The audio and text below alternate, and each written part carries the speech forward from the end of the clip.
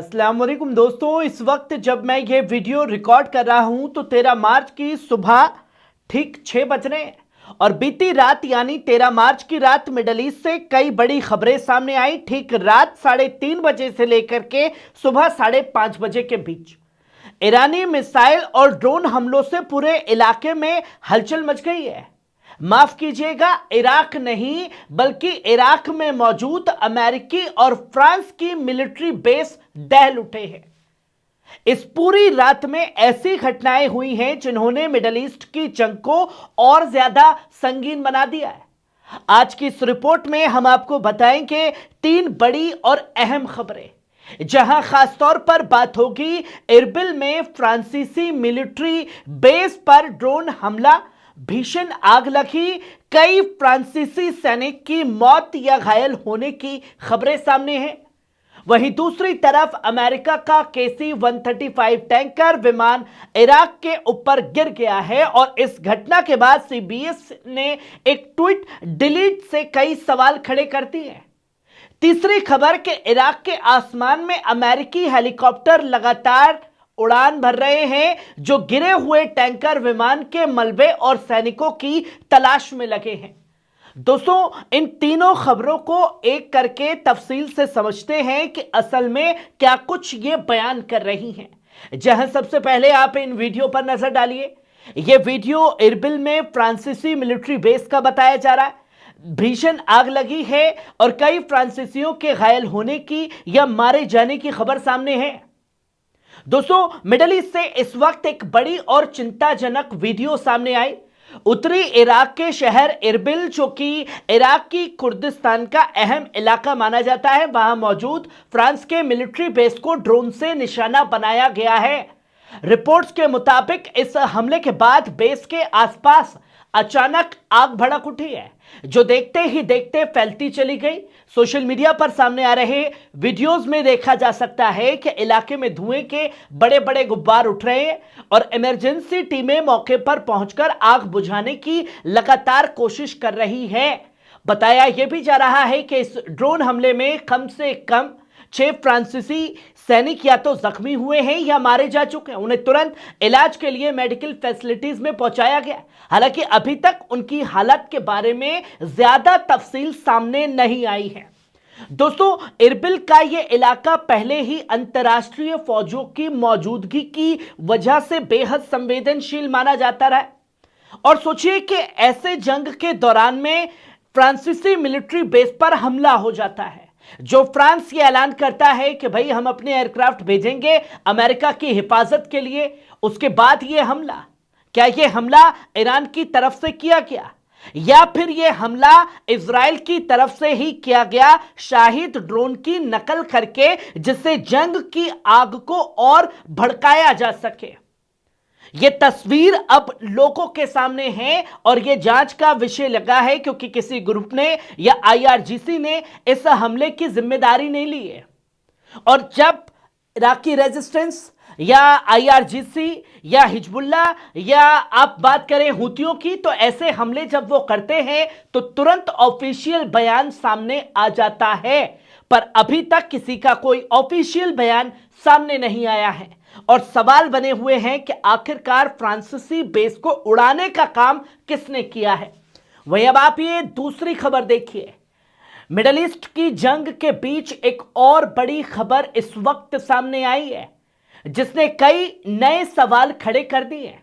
एक रिपोर्ट्स के मुताबिक अमेरिका का एक KC-135 रिफ्यूलिंग एयरक्राफ्ट इराक के पश्चिम इलाके में पूरी तरह गिर गया है, किसी मिसाइल या ड्रोन से टकरा करके। दोस्तों, KC-135 कोई आम जहाज नहीं होता। यह वो टैंकर एयरक्राफ्ट होता है जो हवा में ही लड़ाकू जहाजों को ईंधन यानी फ्यूल पहुंचाता है। यानी अगर ऐसा विमान गिरता है तो यह मिलिट्री ऑपरेशन के लिए एक बड़ा झटका माना जाता है। अब जरा इन स्क्रीनशॉट्स पर भी गौर कीजिए। पहले स्क्रीनशॉट पर आप देख सकते हैं कि US सेंट्रल कमांड यानी सेंटकॉम ने खुद यह जानकारी दी कि एक KC-135 रिफ्यूलिंग एयरक्राफ्ट कहीं खो गया है। उनका कहना है कि यह घटना ऑपरेशन एपिक तस्करी के दौरान फ्रेंडली एयरपेस में हुई और रेस्क्यू ऑपरेशन जारी है। सेंटकॉम के मुताबिक इस हादसे में 2 एयरक्राफ्ट शामिल थे। एक विमान पश्चिमी इराक में गिर गया जबकि दूसरा सुरक्षित लैंड करने में कामयाब रहा। साथ ही उन्होंने यह भी कहा कि यह घटना ना तो दुश्मन की फायरिंग की वजह से हुई और ना ही फ्रेंडली फायर की वजह से हुई। लेकिन दोस्तों, मामला सिर्फ यहीं खत्म नहीं होता। एक तरफ यह सेना खुद मान रही है कि हां, एक जहाज जो है वो खो दिया है, वहीं दूसरी तरफ CBS न्यूज के हवाले से पत्रकार जेनिफर जैकब्स का एक ट्वीट सामने आया जिसमें कहा गया था कि एक KC-135 विमान इराक में क्रैश हुआ और दूसरा टैंकर भी हिट हुआ, लेकिन इजराइल में लैंड कर गया।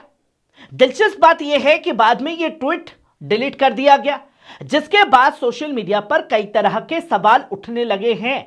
अब लोग ये पूछ रहे हैं, क्या यह सिर्फ एक तकनीकी हादसा था या फिर जंग के हालात में कोई ऐसी जानकारी सामने आई है जिसे बाद में हटा लिया गया है, या यह माना जा रहा है कि अब ईरान की मिसाइलें और ड्रोन उन तमाम चीजों की जद में हैं जो लगातार कहर बरपाने का, जिसको अपनी ताकत पर सबसे ज्यादा घमंड था, अब उसी घमंड को चकनाचूर करने का काम किया जा रहा है। यह तस्वीर दुनिया के सामने है। किसी भी बड़े मिलिट्री विमान का गिरना एक अहम घटना मानी जाती है। अब देखना यह होगा कि आने वाले घंटों में इस घटना को लेकर और क्या नई जानकारी सामने आएगी। पर उससे पहले आप ये तीसरा वीडियो देखिए। इराक के आसमान में अमेरिकी हेलीकॉप्टर की तलाश, गिरे टैंकर विमान के मलबे और सैनिकों को खोजना जारी है। अब एक तरफ कहा जाता है कि गिरा है, जो कि सेना मान रही है। पत्रकार कहते हैं कि भैया पहले कंफर्मेशन ट्रंप की तरफ से हो जाए वरना नौकरी पर खतरा आ जाएगा। अब एक रिपोर्ट और वीडियो सामने आई। 2 मिलिट्री हेलीकॉप्टर लगातार आसमान में उड़ान भर रहे हैं और उस इलाके की तलाश कर रहे हैं जहां अमेरिकी रिफ्यूलिंग विमान गिरा था। बताया जा रहा है कि यह हेलीकॉप्टर गिरे हुए टैंकर विमान के मलबे और उसमें मौजूद अमेरिकी फौजी अफसरों के बाकी जिस्मों को ढूंढने की लगातार कोशिश कर रहे हैं। दोस्तों, यह वही विमान बताया जा रहा है जो हाल ही में इराक के पश्चिमी इलाके में गिरा है, जिसके बाद से अमेरिकी फौज ने पूरे इलाके में सर्च और रेस्क्यू ऑपरेशन को तेज कर दिया है। आसमान में लगातार उड़ान भरते ये हेलीकॉप्टर उस जगह की पहचान करने की कोशिश कर रहे हैं जहां विमान का मलबा गिरा हो सकता है।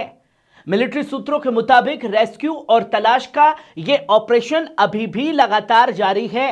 फिलहाल अमेरिका की तरफ से पूरे मामले पर ज्यादा तफसीली सामने नहीं आई है, लेकिन यह साफ है कि इराक के आसमान में हालात बेहद तनावपूर्ण बने हुए हैं, जिसने खलबली मचा रखी है।